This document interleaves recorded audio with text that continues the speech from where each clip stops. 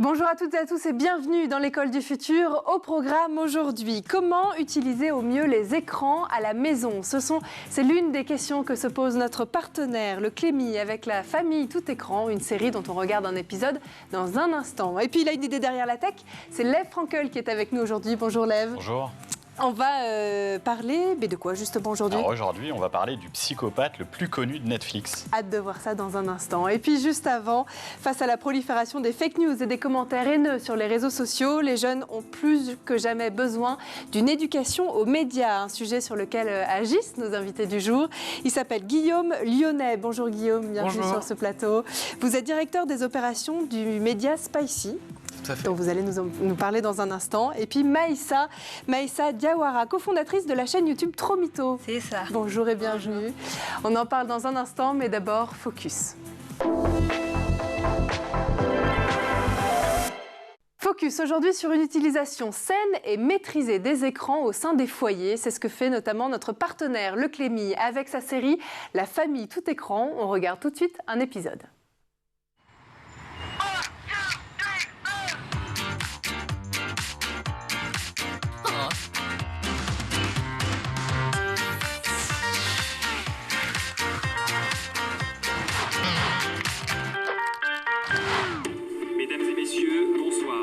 Attention, c'est le JT, à couvert.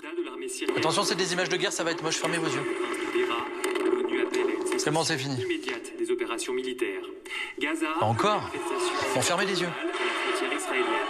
Et la bourse de Paris termine en hausse, plus 0,23%. Miami, place tournante du Tu m'expliques? stupéfiant aux États-Unis. Eh ben, comme ça, au moins, aucun risque qu'il voit des images choquantes. Les narcotrafiquants. Faut juste que je les guide pour pas qu'ils se cognent. Sans pitié et permanente. Je te ficherais des images choquantes, fallait éteindre la télé. Bah oui, il suffit de changer de chaîne. J'ai perdu la télécommande. Les hommes de la brigade des stupes traquent les narcotrafiquants nuit et jour. La guerre est sans pitié et permanente. Une seule mission pour ces... Entre les actualités, les séries, les films et même parfois les bandes annonces diffusées en pleine journée, il y a des risques. Alors si c'est juste pour nous mettre en fond sonore et qu'on ne sert pas, il suffit de nous éteindre. Ça fait du bien d'être au calme, croyez-moi. Et on va mettre la table.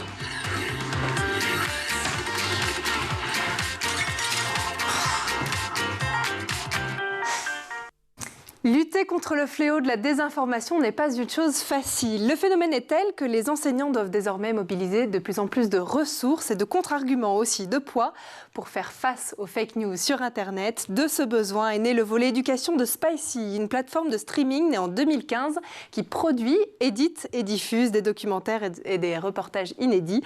Spicy, partenaire de votre concours, Trop Mytho, votre concours Maïssa. Suspense, on en parle dans un instant.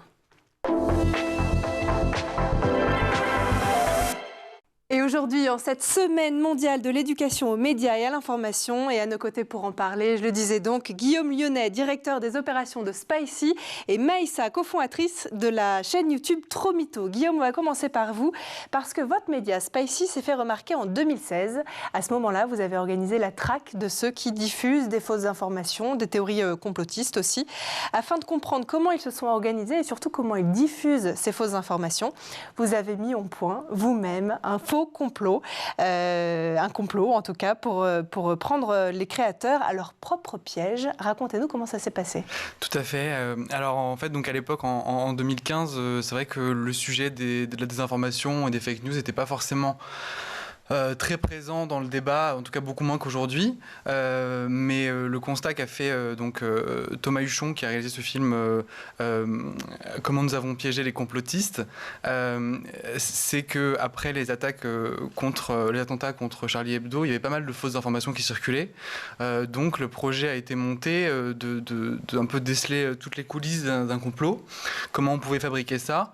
Et l'idée a été donc de créer ce complot à partir de plein d'informations différentes. Alors comment on fait justement ? Alors comment on fait L'idée, c'est de trouver un sujet d'actualité, un sujet qui crée de l'émotion ou qui crée débat. Et après, alors il y a différentes recettes parfaites, on va dire.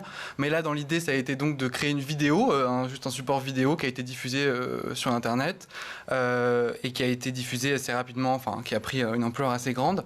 Tout ça a été fait dans un contexte contrôlé quand même, avec des professionnels des médias, des journalistes, pour que justement l'ampleur du complot ne devienne pas trop énorme. Et donc c'était une expérience un peu journalistique qui a montré comment on pouvait faire ça et à quel point, à quelle vitesse ça peut se diffuser. Et d'ailleurs, le film a gagné le prix de l'innovation journalistique en 2016. Maïssa, vous êtes la cofondatrice de la chaîne YouTube Trop Mytho, sur laquelle vous dites déterrer des fake news un peu moisies du net et donner des astuces aux jeunes pour ne pas se faire avoir. Vous lancez notamment le concours du même nom, dans lequel vous proposez aux jeunes de tourner eux-mêmes une vidéo dans laquelle ils viennent démonter soit une théorie complotiste, soit une fake news. On regarde justement de quoi il s'agit tout de suite dans cette vidéo. Bon, pour le concours, je récapitule. Il vous faut une caméra ou un téléphone et vous faites un film de 2 à 3 minutes où vous vérifiez une info, qu'elle soit vraie ou fausse. En gros, vous vous mettez en mode enquêteur. Tu fais quoi là? L'enquête. Et c'est quoi ça? Un téléphone. Allô? Ouais, Tupac. Ah ouais. Ouais, c'est Tupac. Il veut savoir il y a quoi à gagner. Genre des Jordan, une Play, de l'oseille. T'inquiète, ça sera lourd. Maïssa, on vient de regarder effectivement cet extrait, votre concours que vous lancez en cette semaine mondiale de l'éducation aux médias et à l'information lancée par l'UNESCO. C'est facile de répandre une fake news en ligne comme l'a fait justement Guillaume? Pour nous, en tout cas, c'est facile parce que très vite, on peut diffuser une story ou quelque chose comme ça qui est une fake news. Par exemple, j'ai un exemple d'une copine qui avait vu que Tom Holland et Zendaya s'étaient séparés.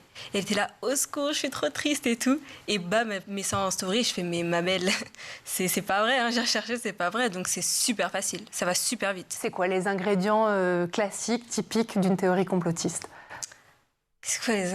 Faut que ça paraisse vrai, quoi. Moi, je pense que plus c'est gros, plus ça paraît vrai, quoi. C'est vrai. C'est votre constat aussi, Guillaume? Oui, c'est ça. Il y a des ingrédients un peu qu'on retrouve régulièrement, mais c'est souvent ça. Par exemple, comme tu le disais, Maïssa, le fait de mélanger des informations vraies avec des informations complètement inventées. Donc, plus c'est gros, plus ça paraît probable, en fait. C'est l'idée. Guillaume, avec Spicy, de votre track des complotistes est sorti effectivement un documentaire dans lequel vous avez révélé votre supercherie. Documentaire disponible sur votre plateforme. Est-ce que dès le début de la création de votre média, la lutte contre la désinformation chez les jeunes a été une priorité chez vous?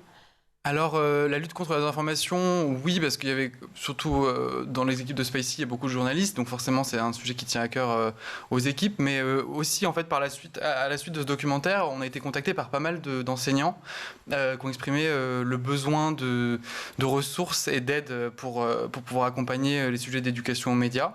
Et en fait, le constat qu'ils faisaient, c'est que d'un côté, ils ne savaient pas trop comment se renseigner, comment s'informer leurs élèves. Et d'un autre côté, ils constataient que leurs élèves parfois reliaient des informations qui étaient complètement alarmantes, enfin des choses assez alarmantes.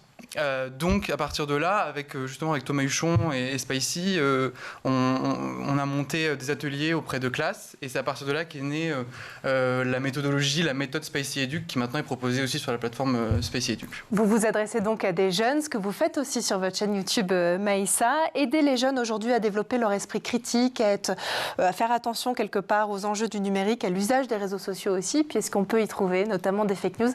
Pour vous, c'est un enjeu clé du 21e siècle aujourd'hui pour les jeunes? Oui, vraiment, parce que même moi, avant de faire Trop Mytho, j'étais très dans le premier degré. Tout ce que je voyais sur Internet, je le prenais comme ça.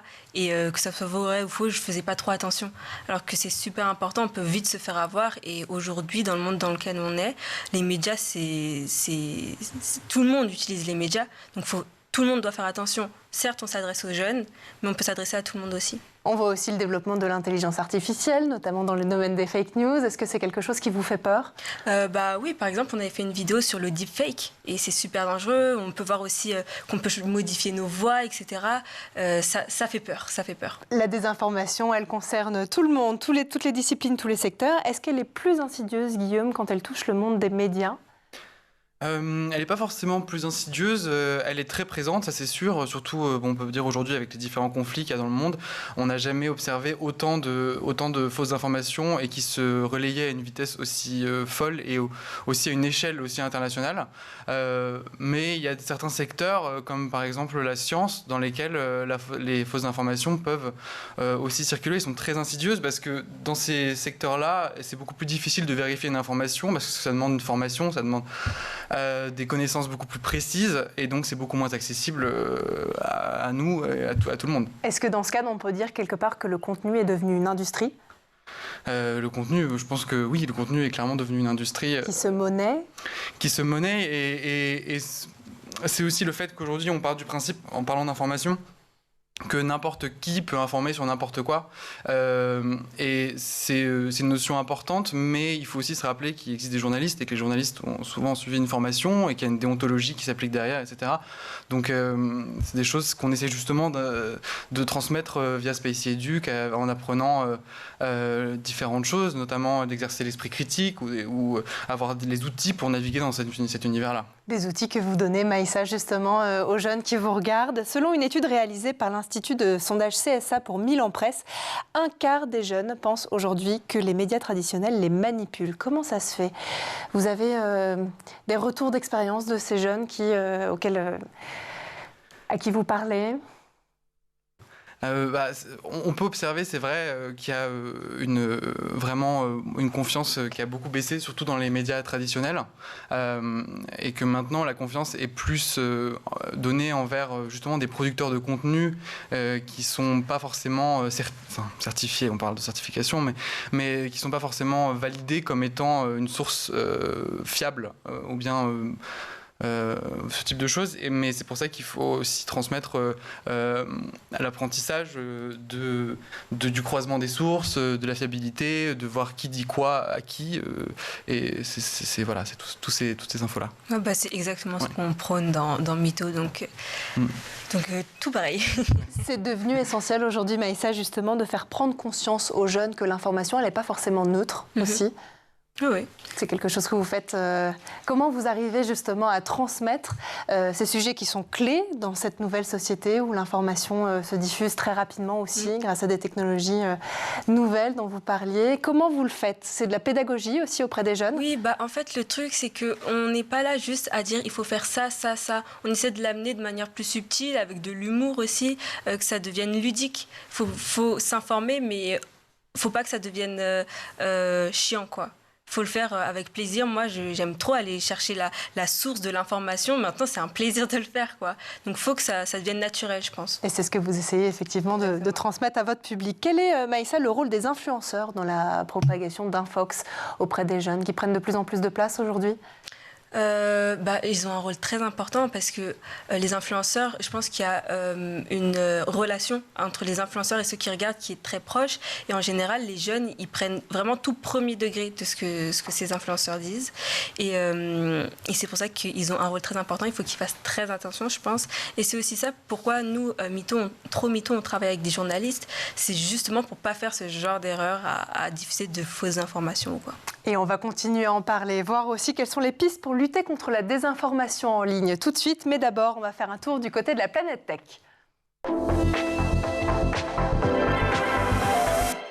Images, vidéos, c'est le Zap et c'est l'œil d'Edouard Deniau.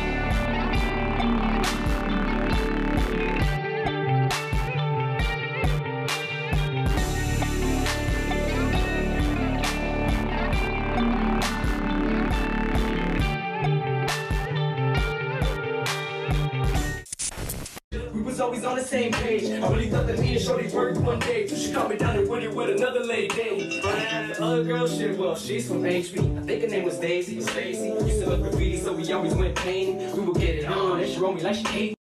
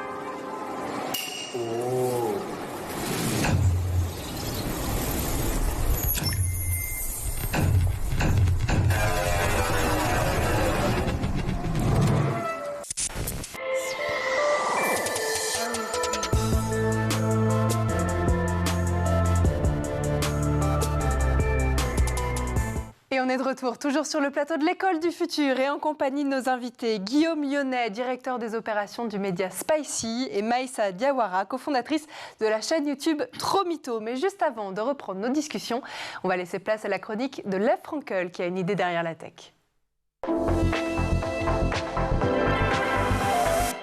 Lev, la parole est à vous. Alors, chère Philippine, est-ce que vous connaissez Joe Goldberg? Je crois que ça me dit quelque chose, la série You, peut-être? Exactement. Et dans cette série, Joe Goldberg incarne un tueur psychopathe qui assassine régulièrement ses petites amies.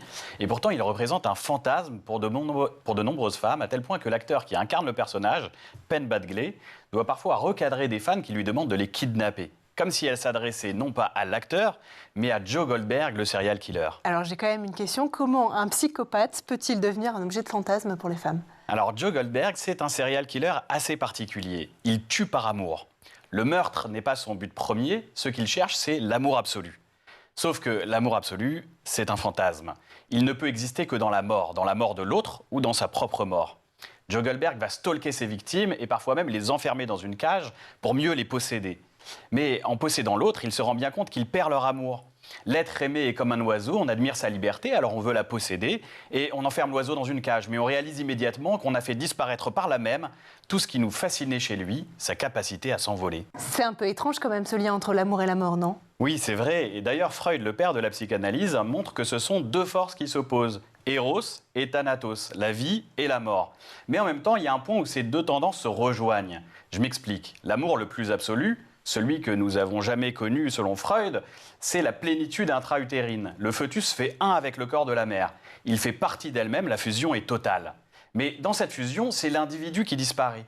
En recherchant à tout prix cet état de fusion avec l'être aimé, ce qui risque de mourir, c'est tout simplement notre individualité.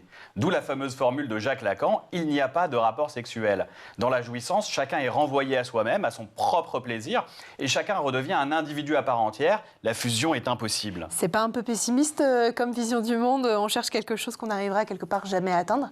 Eh bien, c'est exactement le contraire. Si le but de l'amour, c'est de fusionner avec l'autre, alors c'est un comportement extrêmement régressif pour Freud. Le fœtus qui vit à l'intérieur du corps de sa mère n'a pas de désir propre. Il est directement nourri par cordon ombilical. C'est seulement en sortant du ventre maternel qu'il va faire l'expérience du manque et donc du désir. Il faut donc qu'il y ait du manque pour que le sujet d'un désir puisse se constituer. Le fœtus ne connaît pas encore le manque, il est dans la plénitude la plus totale. Dans le bonheur absolu, il n'est pas encore un sujet de désir, il n'est pas un individu à part entière. Donc Joe Goldberg est dans un désir complètement incestueux vis-à-vis de sa mère, c'est ça? Exactement. Alors je ne vais pas tout spoiler, mais Joe Goldberg a eu une enfance très difficile. Sa mère l'a abandonné quand il était enfant, et depuis il n'aura de cesse de vouloir retrouver cet amour absolu qu'il réclame de sa propre mère. Pour Freud, les enfants traumatisés, abandonnés, vont avoir beaucoup de mal à se construire en tant que sujet et vont parfois même tomber dans la psychose, comme c'est le cas de Joe Goldberg. Donc dans une relation amoureuse, il faut savoir accepter le manque. Exactement. Et il faut faire le deuil de l'amour maternel absolu pour pouvoir se construire comme un individu libre et sinon on risque de finir malheureux ou au pire de devenir psychotique. Joe Goldberg est maladivement possessif. Il ne supporte pas la frustration et il est capable d'aller même jusqu'à tuer une copine de sa fiancée par amour pour elle. La fusion doit être totale, exactement comme un fœtus dans le ventre maternel. Voilà, alors je vous spoile pas plus la série, mais elle joue sur l'un de nos plus gros fantasmes et c'est pour ça que Joe Goldberg reste un personnage fascinant malgré ses crimes. Il croit en un amour absolu et fusionnel. Merci beaucoup, Lev. Un petit peu de philosophie toujours dans cette émission. Et puis nous, on va lancer la deuxième partie du talk. On va continuer à parler de l'éducation aux médias chez les jeunes. Proposer au monde de l'éducation et aux jeunes les outils nécessaires pour aiguiser leur esprit critique et leur transmettre une sorte de boussole quelque part pour trouver leur chemin entre mensonges et fausses informations. Voici la mission de nos deux invités du jour, Spicy Educ et la chaîne YouTube Trop Mytho. Ces deux outils qui sont dédiés à l'éducation aux médias et la lutte contre les fausses informations connaissent un vrai succès depuis leur début. Ils répondent à des besoins qui sont évidemment de plus en plus pressants chez les jeunes. On continue d'en parler avec eux. Il s'appelle Guillaume Lyonnais de Spicy Educ et Maïssa Diawara de la chaîne YouTube Trop Mytho. Alors on parle effectivement des jeunes depuis le début de cette émission. Il y a aussi le rôle des parents. Les jeunes sont au contact d'adultes qui ne jouent pas forcément ce rôle, Guillaume, de rempart vis-à-vis des fausses informations que les jeunes peuvent consommer aujourd'hui.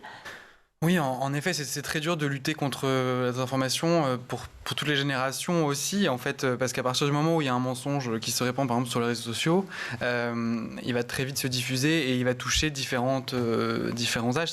C'est pour ça que nous, ce qu'on propose, c'est donc d'avoir plus d'éducation aux médias et plus de sensibilisation à l'esprit critique et aux outils d'analyse qui peuvent servir autant à des enfants qu'à des parents au quotidien. Maïssa, est-ce que c'est quelque chose justement qu'on apprend à l'école? Est-ce que vous avez des souvenirs? Vous êtes sortie du lycée il n'y a pas très longtemps.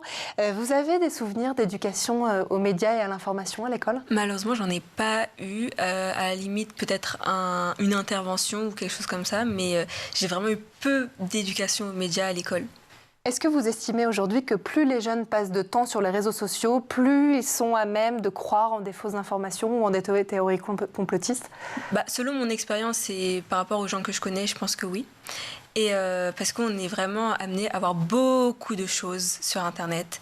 Donc plus on le voit, plus on voit de choses, moins on fait attention à ce qu'on voit, quoi. Il y a plus ce filtre, c'est ça, Guillaume, vous partagez le même avis? Oui, tout à fait. D'accord. Tous les groupes d'âge et toutes les classes sociales sont concernés par la désinformation? Oui, tous les groupes d'âge, toutes les classes sociales. Alors, tout le monde n'utilise pas forcément les mêmes réseaux, mais effectivement, ça a lieu dans beaucoup de différentes populations. Vous le voyez, Maïssa, à la fois sur TikTok, sur Snapchat et puis sur des médias plus traditionnels aussi. Les jeunes consomment de l'information aujourd'hui en ligne plus que dans les médias traditionnels en papier, les grands journaux. Oui, tout à fait, c'est ça. En général, avec mes amis ou moi-même, on s'informe plus sur Instagram, TikTok pour ce qui se passe dans le monde que sur des chaînes télévisées. Alors pourquoi justement? On pourrait se poser la question. Est-ce que c'est la rapidité de l'information? Est-ce que c'est parce qu'on n'a plus ce réflexe d'aller chez le libraire ou au kiosque du coin acheter le journal? Qu'est-ce qui fait que justement ces modes de consommation changent complètement? Je pense que c'est, comme vous avez dit, la rapidité et également parce qu'on est naturellement, en tout cas pour les plus jeunes d'entre nous, sur notre téléphone, sur Instagram, TikTok ou autre. Et du coup, les informations, elles viennent toutes seules à nous, entre guillemets. C'est pas nous qui doivent venir à l'information, mais c'est les infos qui viennent à nous. Donc forcément, on s'informe de cette manière. Donc c'est quelque part cette simplicité qui vous vient toucher quelque chose, qui vous dit que effectivement cette consommation d'informations est complètement différente. Oui, c'est ça. Lève, point de vue de philosophe, est-ce que c'est aussi quelque chose qui vous touche, qui vous intéresse, qui vous questionne aussi, cette nouvelle méthode de consommation des jeunes sur les enjeux médiatiques? Oui, parce qu'en fait, n'importe qui aujourd'hui peut devenir une source d'information. Donc on pourrait penser que c'est une démocratisation assez géniale. Mais le revers de la médaille, effectivement, c'est une forme une société de post-vérité, de relativisme absolu, où finalement la parole d'un maître Gims est équivalente à celle d'un grand historien sur un égyptologue qui a passé sa vie à étudier les pyramides. Voilà, et donc ça, c'est terrible. C'est le risque. Alors la solution, Guillaume, c'est quoi? C'est un meilleur contrôle des plateformes, c'est une restriction d'âge, c'est l'interdiction aussi de certains médias pour une certaine tranche d'âge chez les enfants? Alors la solution, c'est la régulation, ça c'est sûr, c'est absolument nécessaire, mais c'est très complexe parce que ça soulève des questions par rapport à la liberté d'expression, par rapport même aux droits de l'homme en général. Il y a des choses qui ont été faites déjà par l'Europe avec la DSA par exemple, et c'est pour ça qu'aujourd'hui le premier rempart à la désinformation, c'est d'être équipé de tous les outils et de toutes les connaissances qui permettent de naviguer les différents univers médiatiques, que ce soit sur les réseaux sociaux ou même en consommant des médias classiques, de faire la part des choses, de faire la différence entre ce qu'on croit et ce qu'on sait, donc entre l'opinion et le fait. Voilà, c'est partie des solutions qu'on essaye de mettre en avant et de proposer. Quelles sont pour vous les meilleures solutions, Maïssa? C'est, encore une fois, un meilleur contrôle des plateformes, c'est l'éducation, sujet que vous prenez à bras-le-corps aussi via Tromito. Pour moi, en tout cas, je pense que c'est l'éducation, l'esprit critique. Je pense que, par exemple, si on mettait un cours de médias à l'école, ça pourrait changer beaucoup de choses. Lève, d'un point de vue philosophique aussi, Guillaume nous disait qu'il y avait évidemment des questions de sujet de liberté d'expression. C'est un sujet éthique aussi, quelque chose que nos philosophes évoquent dans leurs travaux aussi. C'est compliqué, c'est un sujet qui est assez... Effectivement, parce que le complotiste se revendique de l'esprit critique. Comme le philosophe se pose des questions, il interroge les apparences. Donc le complotiste, a priori, il passe pour quelqu'un justement, il passe pour un philosophe puisqu'il questionne les apparences. Mais en fait, il ne se rend pas compte que, d'une certaine manière, le scepticisme généralisé absolu rejoint une certaine forme de naïveté. C'est-à-dire qu'il y a d'un côté le dogmatisme et de l'autre côté le scepticisme absolu finalement, et les deux se rejoignent dans une certaine forme de naïveté finalement. Est-ce que ça veut dire aussi que le complotiste sait qu'il est complotiste ? Je pense que s'il le savait, il le ferait pas. Oui, voilà, il pourrait s'arrêter. Est-ce que c'est votre point de vue aussi, Guillaume ? Oui, tout à fait.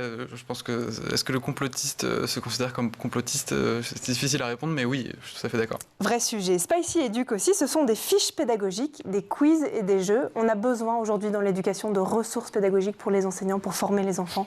Oui, tout à fait. C'est de là que Spicy Educ a été créé. C'était de ce besoin-là. Alors aujourd'hui, sur les différents parcours qu'on propose, on propose différents parcours pédagogiques. Ils sont aussi accompagnés de fiches pédagogiques qui permettent aux enseignants d'organiser leurs séances autour de cette fiche pédagogique qu'on propose. Et aussi donc des tests qui sont intégrés à ces fiches qui permettent d'évaluer le niveau des élèves en éducation aux médias, mais aussi de valider les acquis quand les séances ont eu lieu. Qu'est-ce que vous voyez justement de par ces évaluations ? C'est qu'il y a encore un peu de travail ?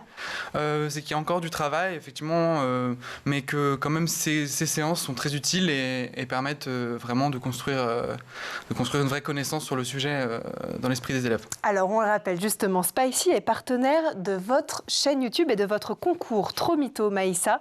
Un concours, si vous pouvez nous le présenter rapidement pour les auditeurs qui nous regardent, pour les jeunes aussi qui pourraient y participer.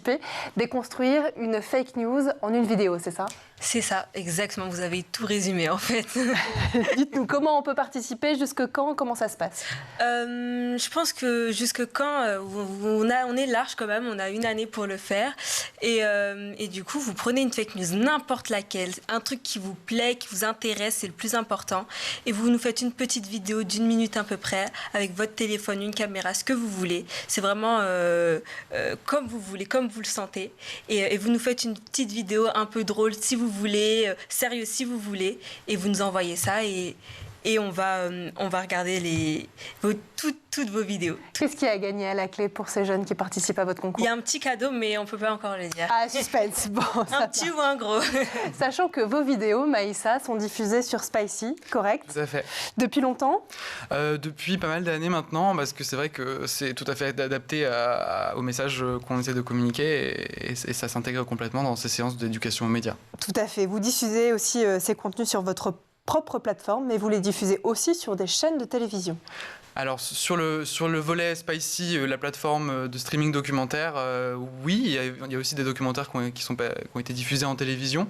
Après sur Spicy Educ, donc notre volet éducation, on travaille surtout pour la plateforme et en priorité pour la communauté éducative. Justement, des documentaires engagés, écho du monde d'aujourd'hui, des moyens de lutter contre la désinformation et de faire prendre conscience aux jeunes qu'ils sont les futurs consommateurs de cette information. Justement, et puis vous en avez parlé, Maïssa, un concours pour rendre les jeunes acteurs face aux complots et aux infox. C'était ce que nous permettaient justement nos deux invités du jour, Spicy Educ et la chaîne YouTube Trop Mytho. Merci beaucoup à nos deux invités. Guillaume Lyonnais, directeur des opérations de Spicy. Merci beaucoup d'avoir été avec nous. Et Maïssa Diawara, directrice de la chaîne Trop Mytho. Merci infiniment. Merci aussi à vous, Clèves, d'avoir été avec nous. Et puis merci à vous de nous avoir suivis. Nous, on se retrouve dès demain dans l'École du Futur. Bonne journée.